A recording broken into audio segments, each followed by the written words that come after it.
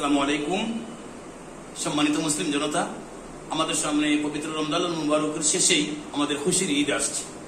এই খুশির ঈদের দিনে আমরা অনেক আছি যে আমরা যেমন ঈদের নামাজের নিয়ত, জানাজার নিয়ত বা দৈনন্দিন ফাঁস ওয়াক্ত নামাজের নিয়ত, জুমার নামাজের নিয়ত, অনেক কিছু আমরা জানি না, কিন্তু আমরা জানার চেষ্টাও আমরা করি না, আমরা কাউকে জিজ্ঞেস করি না। এখন যদি আমরা আলোচনা করি বা গবেষণা করি তাহলে অবশ্যই অবশ্যই এগুলি ভালো কাজ আমরা শিখতে পারতাম। তাই আমাদের সামনে পবিত্র ঈদ উল ফিতর আসছে।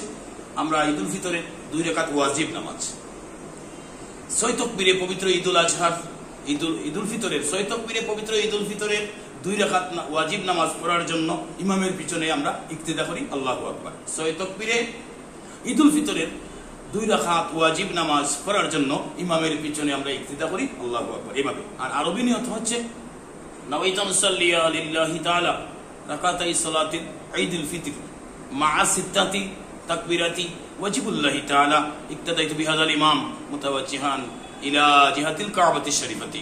আল্লাহু আকবার। এর বাকি অংশটুকু তো ইমাম সাহেব পূর্ণ করবেন, তবে নিয়তটা এভাবে। আমি আবারও বলছি, নাওয়াইতু মুসাল্লিয়া লিল্লাহি তাআলা রাকাতাই সালাতিল ঈদুল ফিতর মা'a সিত্তাতি তাকবীরাতি ওয়াজিবুল্লাহি তাআলা ইক্তাদাইতু বিহাযাল ইমাম মুতাওয়াজ্জিহান ইলা জিহাতিল কাবাতিশ শরীফাতি। আল্লাহু আকবার।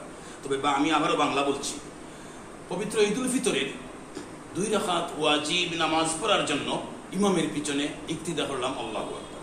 তবে এটাই জেনে রাখবেন যে আমরা পৃথিবীতে, আমাদের বাংলাদেশ, আমাদের ভাষা বাংলা, যে দেশের মানুষ সেই দেশের ভাষাটাও এক এক রকম পার্থক্য আছে। কিন্তু আল্লাহ পাকের ভাষা আরবি, কোরআনের ভাষা আরবি, কবরের ভাষাও আরবি।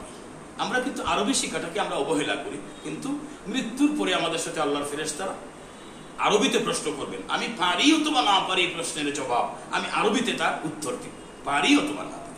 যাই হোক, আমরা আরবি শিখার জন্য আমরা চেষ্টা করি। আরবি মানেই হচ্ছে আল্লাহ পাকের পবিত্র কোরআন। এই কোরআনটা কিন্তু অত্যন্ত গুরুত্বপূর্ণ। আসসালামু আলাইকুম।